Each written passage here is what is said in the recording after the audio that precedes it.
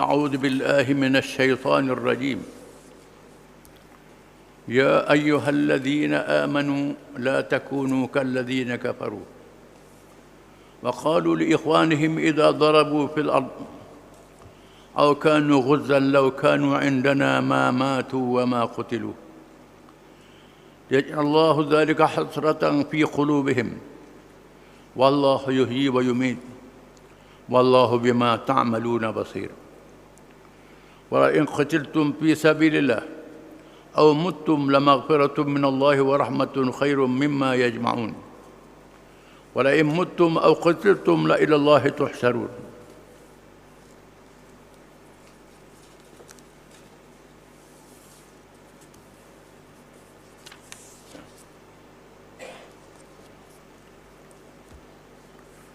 Wahai orang-orang yang beriman, janganlah kamu menjadi seperti orang-orang munafik yang telah kufur dan berkata kepada saudara-saudaranya apabila mereka pergi mengembara di muka bumi untuk berniaga atau kalau berperang lalu mati atau terbunuh.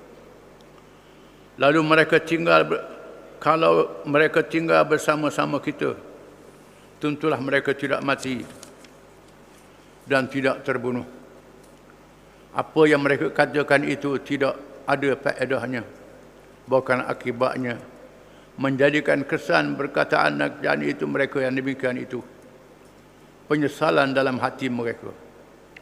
Dan ingatlah Allah yang menghidupkan dan yang mematikan. Dan Allah sentiasa melihat akan segala yang kamu lakukan. Demi sesungguhnya jika kamu terbunuh pada jalan Allah dalam perang sabil, atau kamu mati biasa semasa mengerjakan kebajikan umum, sesungguhnya keampunan dari Allah dan rahmatnya adalah lebih baik bagi kamu daripada apa yang mereka orang-orang kafir munafik itu himpunkan, meliputi segala jenis kesenangan hidup. Demi sesungguhnya jika kamu mati atau terbunuh, sudah tentu kepada Allah jualah kamu akan dihimpunkan untuk menerima balasan. Ayat ini masih lagi berkait dengan peperangan Uhud dan peperangan yang lain. Allah mendedahkan orang-orang munafik yang bercakap-cakap sesama mereka dan kepada orang Islam untuk melemahkan iman orang-orang yang beriman. Ya ayyuhalladzina amanu, wahai orang-orang yang beriman, la takunu kalladzina kafaru, jangan kamu jadi seperti orang-orang yang kafir atau orang munafik yang berpura-pura Islam. Wa qalu li ikhwanihim, dan mereka berkata kepada saudara-saudara mereka yang Islam, idza darabu fil ardi, apabila kamu keluar musafir jauh kerana berniaga, menuntut ilmu dan sebagainya. Kerana orang Islam ni membahagikan tugas. Sebahagian mereka cari duit, cari harta untuk sumbangan, untuk nafkah, untuk menegakkan agama, keluarga dan sebagainya. Menuntut ilmu. Au kanu ghuzzan, sebahagian mereka keluar berperang, keluar berjuang. Lau kanu indana ma matu wa ma qutilu, kalau mereka tak keluar, mereka tak mati dan tak dibunuh, kata orang kafir. Bila berlaku kematian, kalau duduk rumah macam kita tak mati, duduk rumah macam kita taklah dibunuh, selamat duduk rumah, tak ada pasal-pasal kena bunuh, pergi perang, tak ada pasal-pasal pergi musafir jauh-jauh cari harta, mati di negeri orang. Tak ada pasal-pasal. Mereka mempermain-mainkan orang yang beriman, yang menegakkan agama mereka, menegakkan Islam dan negaranya. Liyaj'allahu dzalika hasratan fi qulubihim, Allah Ta'ala jadikan penyesalan di dalam hati-hati mereka. Bila mati baru tahu, bila hari kiamat baru tahu. Mereka orang yang rugi serugi-ruginya kerana tak bersama dengan Islam. Rasa selamat, rasa cerdik, rasa bijak, rupanya bodoh. terpengaruh dengan dunia. Wallahu yuhyi wa yumit. Allah yang menghidup dan mematikan. Jangan takut. Bukan pendek umur dengan sebab keluar tinggal kampung. Bukan pendek umur dengan sebab berperang. Yang menentukan mati ajal seseorang Allah Ta'ala. Di sinilah orang Islam bila berdepan dengan musuh diharamkan berundur. Diharamkan berundur. Berundur dosa besar. Lawan walaupun jumlah orang Islam tak ramai. Lawan sama ada mati syahid ataupun menang. Kecuali berundur kerana helah peperangan. Itu dibenarkan. Berundur kerana taktik, kerana strategi. Untuk mengelulukan musuh. Ataupun untuk mendapat bantuan menyambung perjuangan lagi. Itu tak salah. Kalau berundur lari, ini dosa besar. Dosa besar dalam Islam. Termasuk dosa besar. Kerana orang Islam kena percaya bahawa perjuangan dia menegakkan agama pahalanya besar, janji Allah adalah benar. Janji Allah adalah benar. Kelebihannya benar. Ada pun orang munafik dia tak percaya.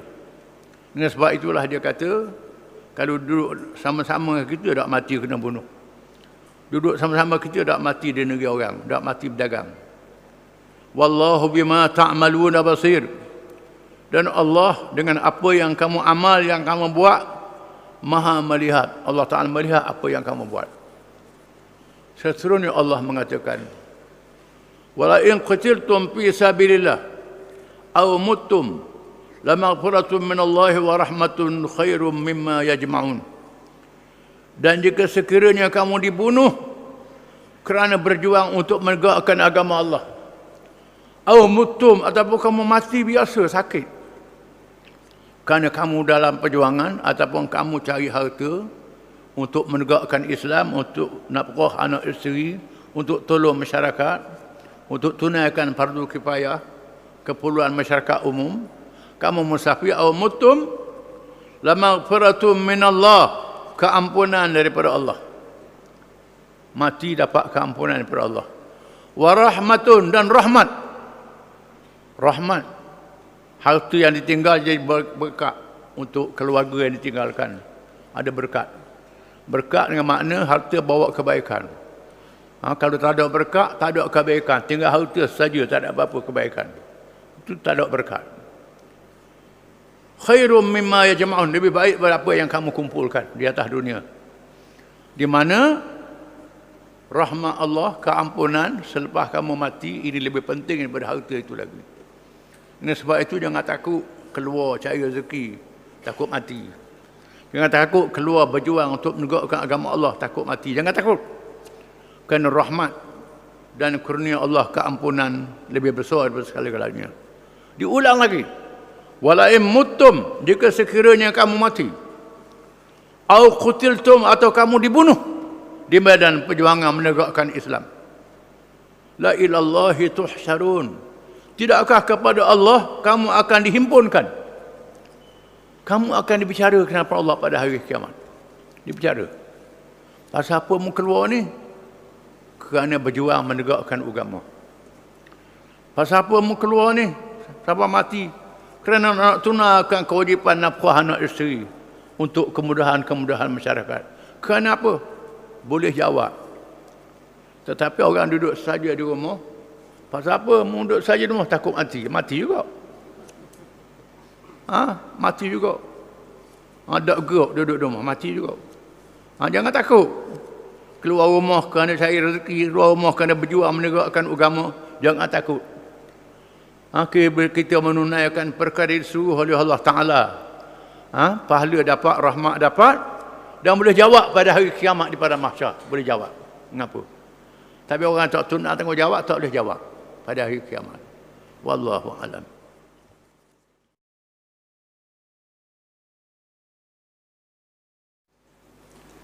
A'udzu billahi minasy syaithanir rajim.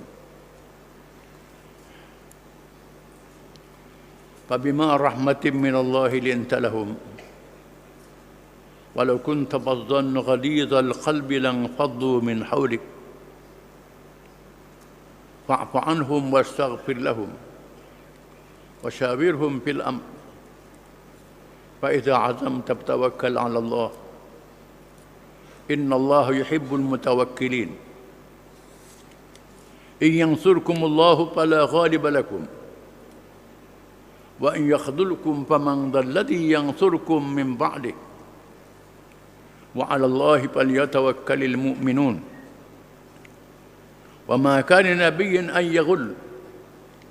Wa man yaghlul ya'ti bima ghalla yawmal qiyamah.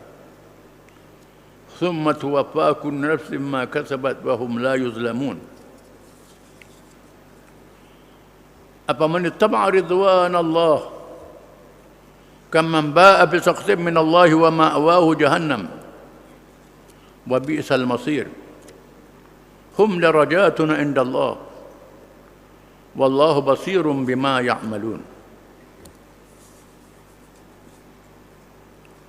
لقد من الله على المؤمنين إذ بعث فيهم رسولا من أنفسهم يتلو عليهم آياته ويزكيهم ويعلمهم الكتاب والحكمة وإن كانوا من قبل لفي ضلال مبين.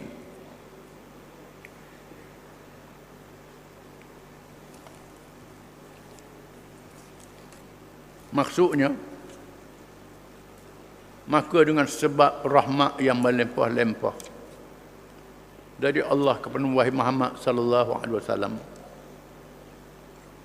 engkau telah bersikap lemah lembut kepada mereka, sahabat-sahabat dan pengikutmu. Dan kalaulah engkau bersikap kasar lagi keras hati, tentulah mereka lari dari kelilingmu. Oleh itu maafkanlah mereka mengenai kesalahan yang mereka lakukan terhadapmu, dan pohonkanlah ampun bagi mereka, dan juga bermesyuaratlah dengan mereka dalam urusan peperangan dan soal-soal keduniaan itu.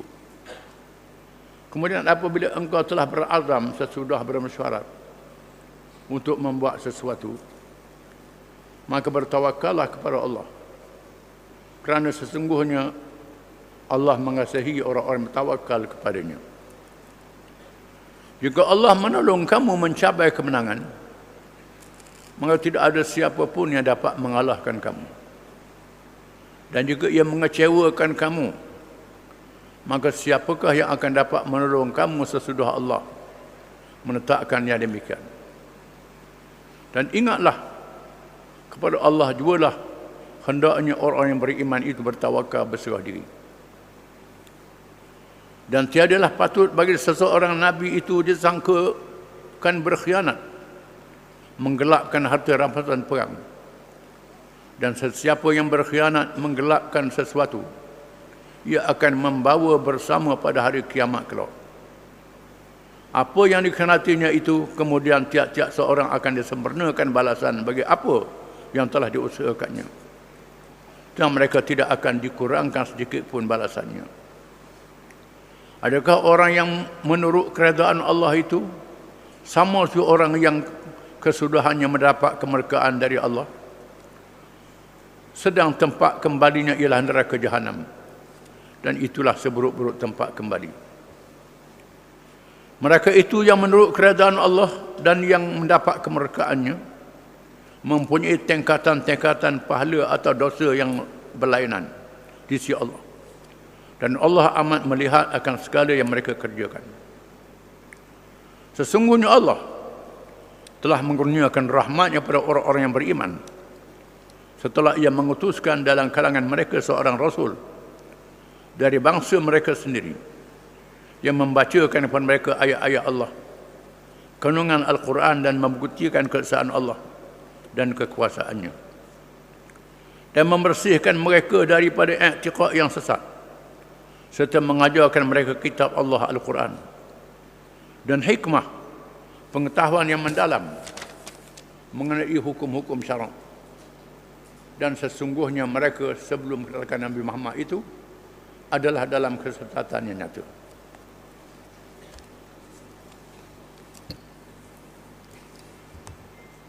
Ayat ini menyuruh diambil pengajaran daripada peperangan Uhud yang menguji orang-orang yang beriman, yang dicoba dengan kekalahan setelah mereka mencapai kemenangan. Apabila mereka mengejar dunia dan tidak mengikut arahan pemimpin mereka, Nabi SAW. Allah Ta'ala berfirman, "Fabima rahmatin minallahi lintalahum." Dengan adanya rahmat Allah kepada wahai Muhammad SAW, engkau berlembut dengan sahabat-sahabatmu. Sahabat-sahabatmu yang buat salah itu engkau maafkan. Walau kunta fazzan ghalidhal qalbi lan faddu min hawlik. Kalau sekiranya engkau keras hati wahai Muhammad terhadap sahabat-sahabatmu yang buat salah itu, bersifat keras semata-mata, nasai mereka bertempiaran dari kelilingmu. Mereka lagi tak ikutmu wahai Muhammad sallallahu alaihi wasallam. Setelah mereka diuji dengan begitu rupa. Fa'fu anhum, maka maafkan mereka. Maafkan kesalahan mereka. Wastaghfir lahum, dan beristighfar kepada Allah supaya Allah mengampunkan dosa-dosa mereka wahai Muhammad, kerana mereka berundur dalam menghadapi musuh. Ini sebab bingung-bingung menghadapi serangan yang dahsyat dari musuh itu yang berlaku dalam perang Uhud. Wasyawirhum fil amri, dan terus bermesyuarat dengan mereka. Terus bermesyuarat dalam urusan perang dan urusan dunia yang tak ada nas. Mesyuarat dengan mereka. Jangan tinggal mesyuarat. Walaupun perang Uhud diambil keputusan dengan mesyuarat. Cadangan Abdullah bin Ubay bertahan di Madinah. Nabi nak terima cadangan itu pada awalnya. Jangan banyak-banyak sahabat, khusus mereka yang tak hadir perang Badar, perang di luar Madinah. Lebih strategik, lebih baik lawan musuh di luar Madinah untuk selamatkan Madinah. Nabi terima pandangan berperang di luar Madinah.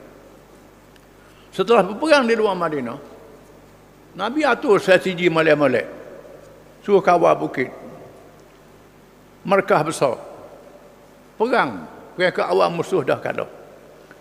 Tiba-tiba mereka yang kawal bukit tinggal bukit kerana nak kutip harta yang ditinggalkan oleh musuh di medan perang. Kerana kejar ke dunia.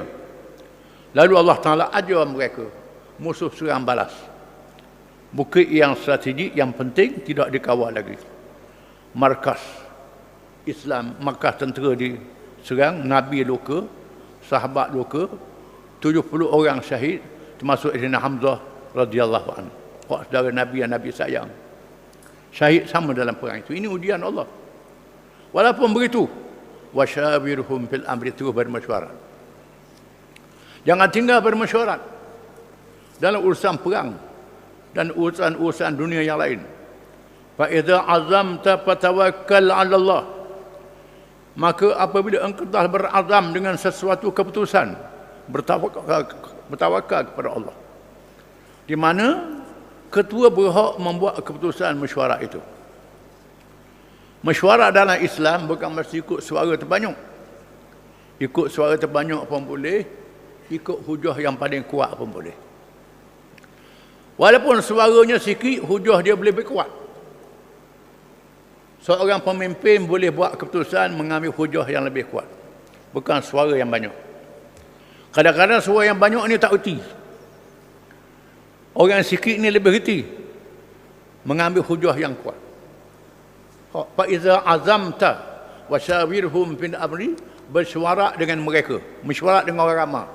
Fa iza azamta, bila engkau telah berazam dengan sesuatu keputusan, engkau lihat ini satu cadangan yang terbaik, engkau ambil yang terbaik ini, bukan mesti ambil orang yang banyak. Ini lihat hujah yang lebih kuat. Kadang-kadang orangnya sikit tapi lebih matang fikirannya.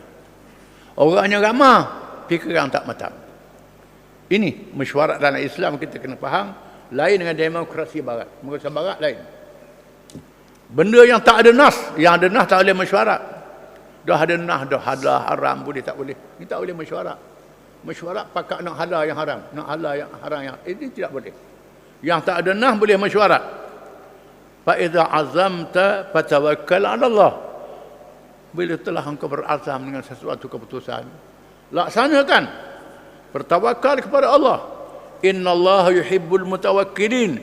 Sesungguhnya Allah mengasihi orang-orang yang bertawakal, yang menyerah diri kepadanya. Lepas buat keputusan, serah pada Allah Ta'ala. Setelah berfikir, setelah ikhtiar. Bukan serah terus pada Allah Ta'ala, tak fikir, tak ikhtiar. Kena fikir, kena ikhtiar, kena usaha, lepas tu bertawakal.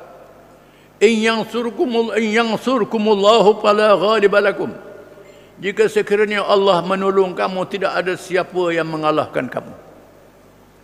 Kalau Allah Ta'ala tolong kamu, tak ada siapa yang mengalahkan kamu. Walaupun jumlah kamu sedikit, walaupun pitih kamu tak banyak, duit kamu tak banyak, kamu miskin, lawan orang lebih kaya, lebih kuat, lebih gagah. Kalau Allah Ta'ala tolong, mesti menang. Tak ada siapa yang mengalahkan kamu. Dengan sebab itu bertawakal kepada Allah. Macam perang Badar, jumlahnya sedikit, musuh lebih ramai, menang dalam perang Badar. Wa in yakhdhulkum faman dzalladzi yansurukum min ba'di. Dan jika Allah mengecewakan kamu, Allah Ta'ala biarkan kamu, bila kamu buat silap, siapa lagi yang boleh menolong selepas Allah? Siapa boleh tolong kamu selain daripada Allah? Kalau kamu tak serah pada Allah. Wa'adallahi falyatawakkalul mu'minun. Dan kepada Allah hendaklah bertawakal oleh orang-orang yang beriman. Bila Sayyidina Umar radhiyallahu anhu melantik Sa'ad bin Abi Waqqas menjadi panglima tentera Islam untuk memerangi Parsi, kuasa besar dunia. Sayyidina Umar berpesan pada Sa'ad, wahai Sa'ad, aku pesan pada kamu dan tentera yang ada sama kamu supaya bertakwa kepada Allah. Bertakwa kepada Allah.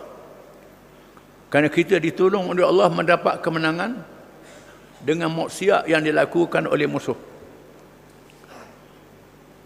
Kalau sekiranya kamu bertakwa kepada Allah, walaupun jumlah kamu sedikit, senjata kamu tak banyak, musuh kamu buat maksiat, kamu baik, kamu bertakwa, Allah Ta'ala tolong kamu. Jika sekiranya kamu buat maksiat, sama dengan musuh juga. Musuh buat maksiat, mu buat maksiat juga. Musuh tak semayang, mu tak semayang juga. Mu buat dosa juga, sama dengan musuh. Maka Allah membiarkan kamu. Allah Ta'ala biarkan kamu. Jumlah kamu tidak sama dengan jumlah mereka. Persediaan kamu tak sama dengan persediaan mereka. Maka kamu tidak boleh mengalahkan mereka, kata Sayyidina Umar. Aku lebih takut kamu jaga diri kamu, jangan buat maksiat, jatuh ke maksiat, daripada aku takut pada musuh, pada Sayyidina Umar. Kata Sayyidina Umar, Sa'ad bin Abi Waqqas, aku takut Sa'ad dan tentera ni buat maksiat, lebih takut pada musuh lagi. Dengan sebab maksiat, kamu dikalahkan oleh musuh. Ini maknanya. Dengan sebab itu, kita mesti bertawakal kepada Allah setelah kita taat kepada Allah. Wa ma kana linabiyyin an yaghul. Tidak sehingga bagi seorang nabi menipu harta rampasan perang. Umat zaman dulu diharamkan harta rampasan perang. Tak boleh ambil. Kalau letak harta rampasan perang, kupur setapak, api akan turun dari langit bakar harta tu. Ini umat Nabi zaman dulu. Umat Muhammad dihalalkan harta rampasan perang. Dibahagikan harta yang boleh alih, harta yang ada pada tentera. Dibenarkan pada pemimpin tentera membahagikan. Di mana 1/5 diambil oleh pemerintah, 4/5 dibagi pada tentera-tentera yang terlibat dalam peperangan. Masa itu tak ada gaji. Gajinya tak ada. Ghanimah menjadi gaji mereka. Maka 4 bahagian dibahagi pada mereka. Tidak saya bagi seorang Nabi yang menipu dalam harta rampasan perang. Ini kerana berlaku menipu. Dia mengalahkan musuh, dia ambil piasang daripada musuh, dia sembunyi. Buat dalam poket dia, tak suruh pada pemimpin. Ini salah. Tak boleh. Tidak saya bagi Nabi buat begitu. Nabi tak layak buat begitu. Apa lagi orang yang tak Nabi? Wa man yaghlul ya'ti bima ghalla yaumal qiyamah. Barang siapa yang menipu harta rampasan perang akan dibawa pada hari kiamat. Summa tuwaffa kullu nafsin ma kasabat wa hum la yuzlamun. Kemudian ditunaikan tiap-tiap diri akan apa yang dia buat. Hukumannya dalam keadaan mereka tidak dizalimi. Berlaku pada umat zaman dulu, umat Nabi Musa alaihi salam. Bila Nabi Musa ajak Bani Israel yang diselamatkan oleh Allah dengan mukjizat, dia tenggelamkan Fir'aun dalam laut. Secara mukjizat, Fir'aun baru tentera tenggelam. Kisahnya dibaca oleh orang Islam, dibaca oleh orang Yahudi dan orang Kristian. Kemudian Allah Ta'ala suruh Nabi Musa ajak Bani Israel masuk ke Palestin, menentang kaum Jabarin dengan berjihad. Kita kena berjihad, Tuhan suruh kita berjihad, masuk berperang untuk bebaskan bumi Palestin. Tiba-tiba orang Yahudi tak mau pergi, takut, tak percaya pada pertolongan Allah. Idhab anta rabbuka faqatila inna hahuna qa'idun. Wahai Musa, pergilah kamu dengan Tuhanmu, dengan adik-beradik Nabi Harun. Kami nak duduk sini, kami tak mau pergi. Akibatnya Allah Ta'ala hukum Bani Israel sesak di padang pasir selama 40 tahun. Nabi Musa diwafatkan oleh Allah, Nabi Harun diwafatkan oleh Allah. Harun wafat dulu, Musa wafat. Mereka sesak berpusing tempat tuda selama 40 tahun. Setelah generasi yang pertama yang penakut mati, naik generasi baru, mereka yang lahir pada masa itu umur 40 tahun. Hak dulu tu mati mananya, naik generasi baru umur 40 tahun. Dipimpin oleh Yusha' bin Nun alaihi salam. Iaitulah sahabat Nabi Musa yang dilantik jadi Nabi. Nabi Yusha' bin Nun alaihi salam. Memimpin Bani Israel masuk ke Palestin. Nabi Yusha' kata, orang yang ikut aku, orang yang bertawakal pada Allah Ta'ala. Orang yang ingat ke kebun dia, yang ingat ke rumah dia, ingat ke hak rumah tak siap lagi, ingat macam-macam, tak dia ikut aku. Mereka yang bergantung pada Allah saja boleh ikut aku, kata Yusha'. Bertawakal pada Allah. Lalu sebahagian besar ikut Yusha' berperang. Berperang-perang, tiba-tiba tak dapat mengalahkan musuh waktu asar. Lalu Yusha' berdoa kepada Allah Ta'ala, ya Tuhanku, matahari ini ikut perintahmu. Ikut perintahmu. Wahai matahari, mu ikut perintah Tuhan. Kalau mu ikut perintah Tuhan, berarti jangan jatuh lagi. Berarti matahari, masa itu tak ada spotlight, tak ada lampu nak berperang, tak ada teropong malam. Tuhan tahankan perjalanan matahari, lalu mereka berjaya mengalahkan musuh. Setelah mengalahkan musuh, dikumpul harta rampasan perang, dikumpul sepak. Turun api dari langit. Api berpusing-pusing tak mahu makan harta rampasan perang tu. Yusha' kata, ada kalangan kamu yang menipu. Kalangan kamu yang menipu, yang menyembunyikan harta rampasan perang. Lalu Yusha' bersalam dengan ketua-ketua pasukan. Ketua pasukan yang anak buah dia menipu, lekat tangan pada Yusha', tak boleh nak lepas tangan. Lalu panggil anak buah dia, anggota dia. Dikumpulkan emas sebesar kepala lembu. Banyaknya emas sebesar kepala lembu. Dia susuk sembunyi. Dia letakkan emas pada tempatnya, barulah api termakan. Ini cerita umat zaman dulu. Adapun umat Muhammad, Tuhan serah pada diri masing-masing.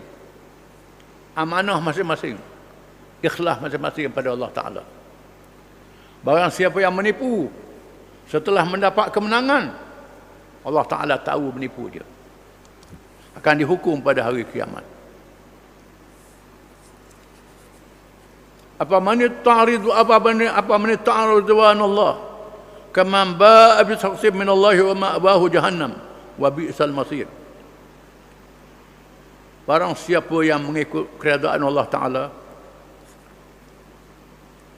adakah mereka mengikut keredaan Allah Ta'ala itu sama dengan orang yang dimurka oleh Allah Ta'ala? Tak sama.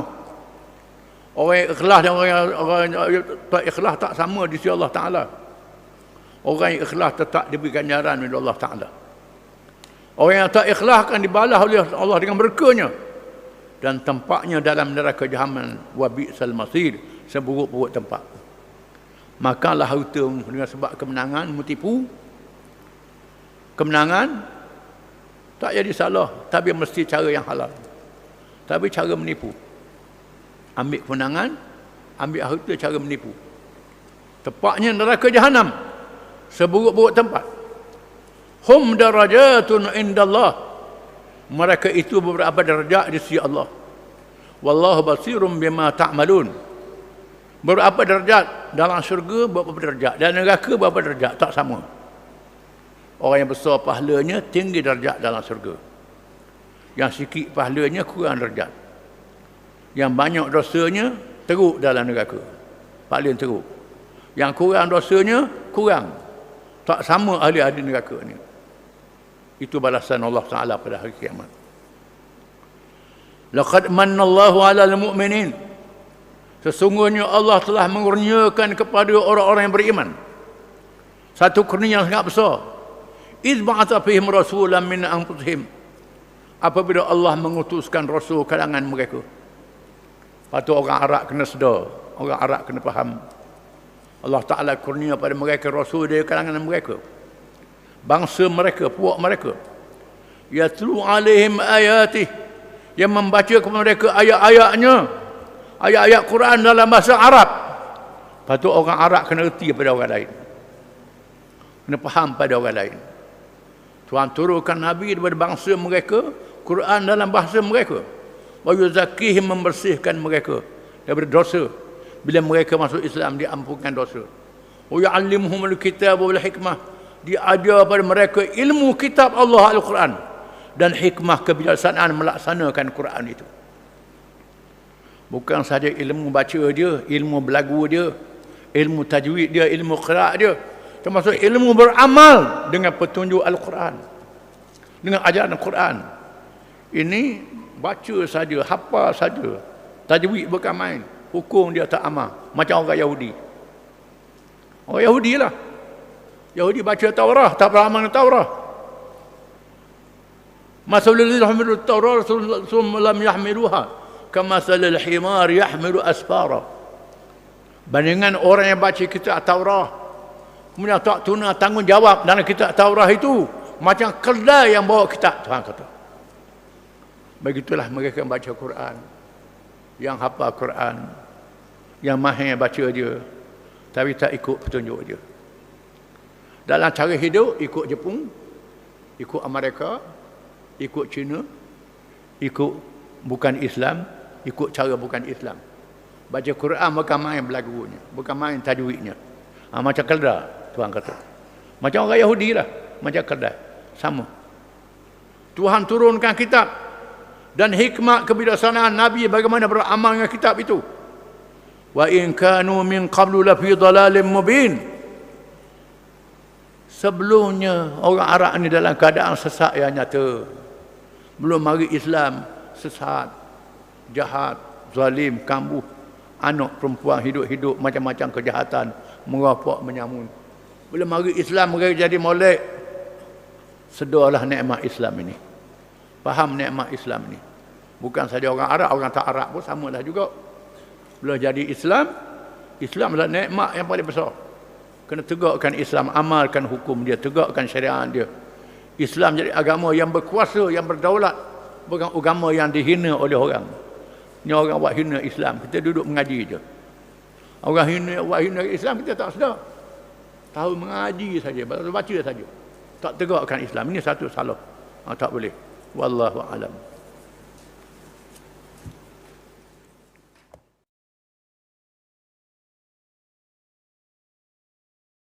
A'udzu billahi minasy syaithanir rajim. Walamma asabatkum musibatun qad asabtum mithlaha qultum anna hadha. Qul huwa min 'indi anfusikum. Innallaha 'ala kulli syai'in qadir. وما أصابكم يوم التقى الجمعان فبإذن الله وليعلم المؤمنين وليعلم الذين نافقوا وقيل لهم تعالوا قاتلوا في سبيل الله أو ادفعوا قالوا لو نعلم القتال لاتبعناكم هم للكفر يومئذ أقرب منهم للإيمان يقولون بأفواههم ما ليس في قلوبهم والله أعلم بما يكتمون الذين قالوا لإخوانهم وقعدوا لو أطاعونا ما قتلوا قل فادرؤوا عن أنفسكم الموت إن كنتم صادقين.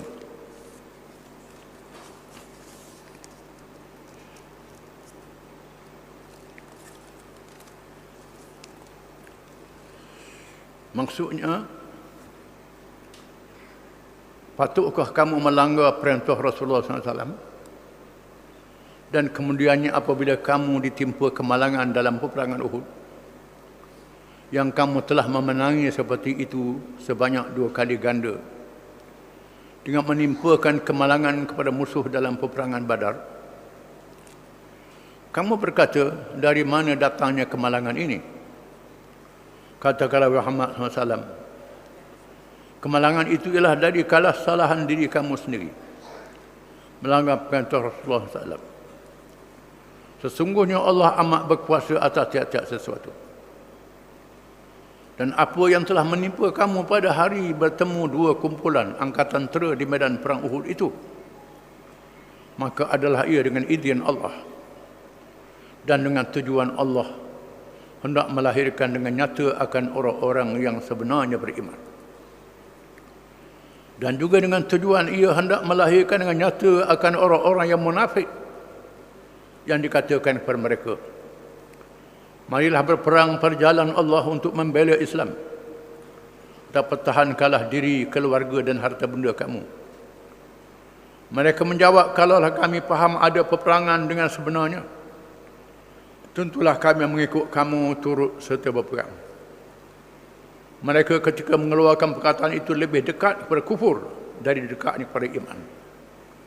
Mereka selalu menyebut dengan mulutnya apa yang tidak ada dalam hatinya. Dan ingatlah Allah amat mengetahui akan apa yang mereka sembunyikan. Mereka lah juga yang mengatakan tentang hal saudara-saudara yang terbunuh di medan perang Uhud, sedang mereka sendiri tidak turut berperang.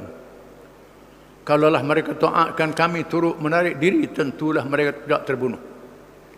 Katakanlah wahai Muhammad SAW, jika demikian hendaklah maut itu dari diri kamu jika kamu betul orang-orang yang benar. Ayat ini masih lagi mengisahkan perang Uhud. Pada awalnya mereka menang, kemudian mereka tewas, menyebabkan 70 orang gugur syahid. Dan banyak yang luka-luka, termasuk jasad Nabi SAW yang dipelihara oleh Allah. Allah Ta'ala jadikan luka Nabi tak kebal. Perang Badar dulu mereka menang, jumlah sedikit. Perang Uhud jadi begini. Mereka bertanya, anna hadha, mengapa jadi begini? Apa jadi begini? Tidak kita bersama Allah, bersama Rasulullah SAW yang dilantik oleh Allah Ta'ala, kita di pihak yang benar, mengapa boleh jadi kalah? Jadi tewas macam ni, mengapa? Walamma asabatkum musibah asabtum mithlaha qultum anna hadha. Adakah tatkala kamu ditimpa musibat dalam perang Uhud, setelah kamu dahulunya mendapat kemenangan, menewahkan musuh sepertinya membunuh 70 orang musuh dalam perang Badar, perang Uhud jadi terbalik. Kamu pula mati 70 orang, ramai luka termasuk jasad Nabi SAW. Qultum anna hadha, kamu berkata mengapa jadi begini? Tidakkah perjuangan kita benar, betul, bersama Allah, mengapa jadi begini? Qul huwa min indi anfusikum, katakan wahai Muhammad SAW, dari dengan sebab diri kamu sendiri. Kesalahan kamu sendiri. Kerana kamu tak taat perintah Nabi, tak taat arahan Nabi. Suruh jaga bukit, suruh kawal bukit. Kamu kejar ke harta rampasan perang, terjun. Kejar ke harta rampasan perang. Tinggal kawalan. Itu silap kamu sendiri. Salah kamu sendiri. Tuhan nak ajar kamu. Innallaha ala kulli syai'in qadir. Sesungguhnya Allah di atas tiap-tiap sesuatu maha berkuasa. Allah Ta'ala nak tarbiyah. Allah Ta'ala nak didik kamu supaya taat kepada Allah. Ikhlas. Tak salah ambil harta rampasan perang dengan hukum syarak. Tak jadi salah. Tetapi jangan tujuan itu. Bukan kerana Allah. Tujuan nak kejar ke harta itu. Duk jerebak ke harta. Lupa menjalankan tugas. Bila tengok harta cekelong, jerebak. Lupa tanggungjawab yang sebenar. Ini sebabnya. Tuhan nak ajar kamu. Dengan sebab diri kamu sendiri. Wa ma asabakum yawmal taqal jam'an fa bi idznillah wal ya'lamal mu'minin. Apa yang menimpa kamu pada hari bertemunya dua pasukan Islam dan kafir itu dalam perang Uhud ini, fa bi idznillah, dengan izin Allah. Allah Ta'ala jadikan begitu. Wal ya'lamal mu'minin, untuk mengetahui orang yang benar-benar beriman. Wal ya'lamal ladzina nafaqu, dan untuk mengetahui orang-orang yang munafik yang berpura-pura iman. Allah Ta'ala nak dedahkan. Kalau menang selama-lamanya, mengaku beriman belaka lah. Kuatnya beriman ni. Bila kena uji baru tahu ikhlas sungguh. Yang tak ikhlas sungguh. Wa liya'lamal ladzina nafaqu, untuk mengetahui orang-orang yang munafik yang berpura-pura beriman. Tujuannya bukan kerana Allah, tujuannya kerana dunia, bukan kerana Allah. Dia tidak beriman.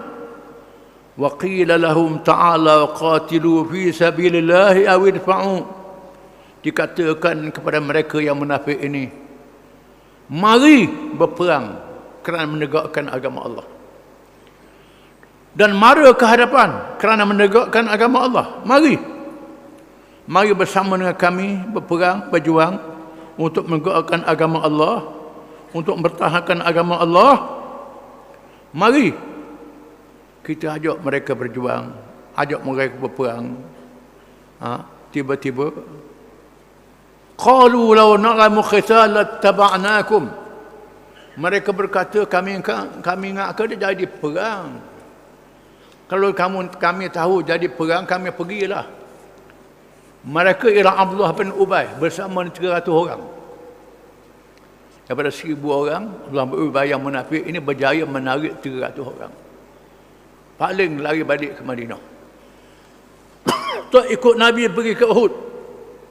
Ini dimaksudkan dalam ayat ini. Mereka yang munafik itu lari balik ke Madinah. Hum lil kufri yawma idzan aqrabu minhum lil iman. Pada hari itu mereka itu kepada kufur lebih dekat daripada iman. Sebenarnya mereka lebih hampir pada iman. Mereka mengaku beriman, datang masjid, dengar khutbah Nabi, pura-pura saja. Bohong. Yaquluna bi afwahihim ma laysa fi qulubihim.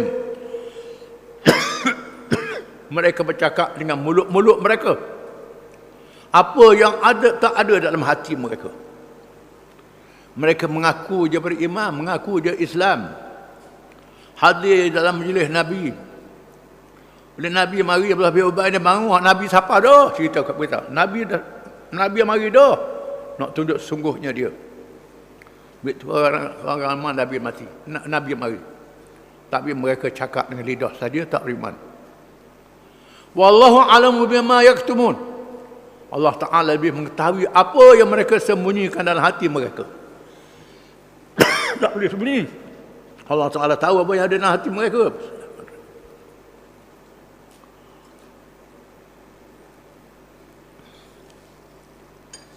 Alladzina qalu li ikhwanihim wa qa'adu law ata'una ma qutilu.